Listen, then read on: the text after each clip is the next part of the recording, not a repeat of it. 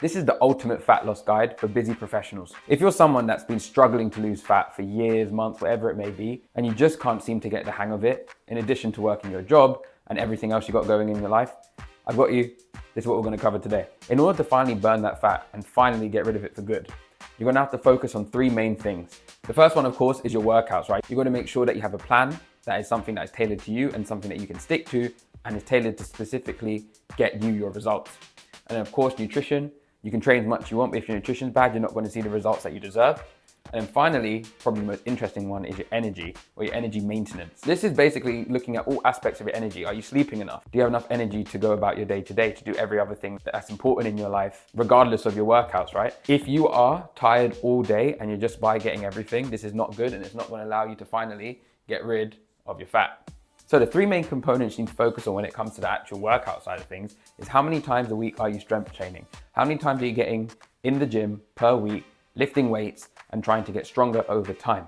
If you're not doing this at all, it's probably the first reason why you're not seeing any results. At bare minimum, you should be getting into the gym two to three times a week and aiming to train all of your body. I say the easiest way to do it is a full body workout plan. So every day you train every muscle part. That way you're hitting it multiple times a week. You should spend less than 60 minutes in the gym. Anything longer than that, probably doing too much, especially if you're a beginner. Now, when it comes to cardio, you don't need to be running all the time and doing anything crazy, right? Keep it simple. So everyone says this, but it's true.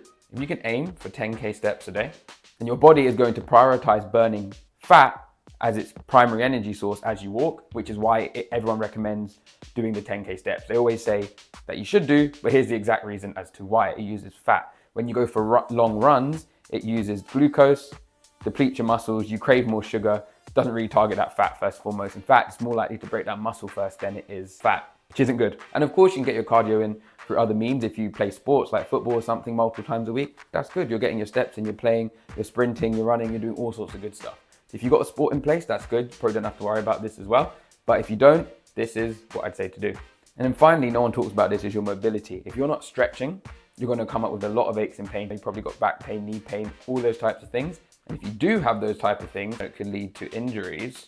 And then if it leads to injuries, you're not going to be able to go and strength train in the gym because you're injured, meaning you don't lose that fat. So it's very important to keep mobile. Literally 5-10 minutes per day, very simple stretches is all you need in order to maintain your mobility. When it comes to nutrition, obviously you want the calories that you're consuming to be less than the calories that you're burning, right? And that's where you probably heard people track their calories. Actually measuring it, tracking every calorie, every gram of protein, everything. You do not need to do that, right? It does work, but it's not feasible for most people.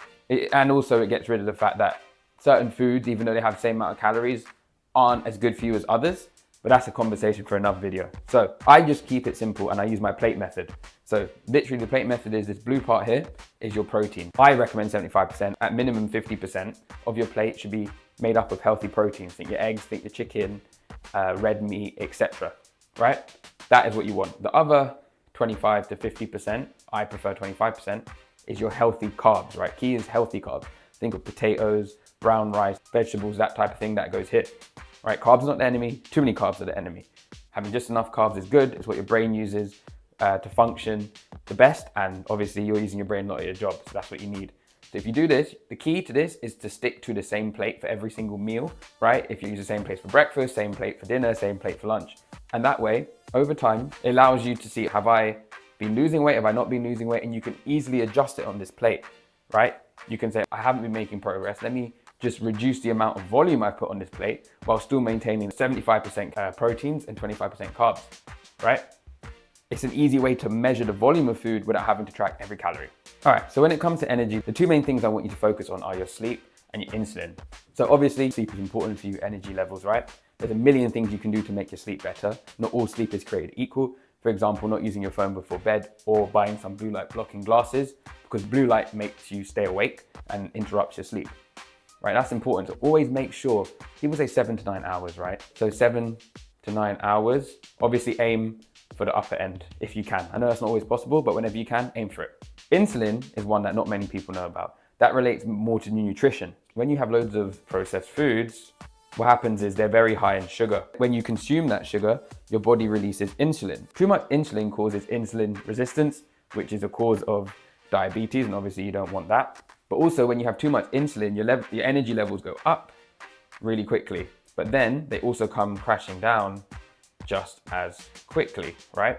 Whereas when you have natural healthy foods, if this is a graph, this is your energy and this is the amount of time, your energy will slowly increase throughout the day, right? And of course it will come down later on, but the point is it's slow. If you ever find yourself suddenly getting those lunchtime crashes or something like that, or mid-afternoon or late afternoon, it's usually because you've had some sort of processed food that's high in sugar that raises your insulin and drops it again. And what happens when your insulin's low? Your body wants more sugary food, but if you have that more sugary food, it goes back up again to, guess what? Crash down even more. And that is the endless cycle. So if you can focus on energy, of course your sleep and your insulin, it will allow you to ensure that you're ready for the gym. It will allow you to have the right mindset and mind state in order to eat the right foods. And of course, if you do all of those things I mentioned together, your energy, the workouts and nutrition, you're going to burn fat in no time. If this was helpful to you, if this was helpful to you and you want to learn even more, I have a free 20-minute health audit link in my description where we can chat about your specific goals and how you can get from A to B as efficiently and as quickly as possible.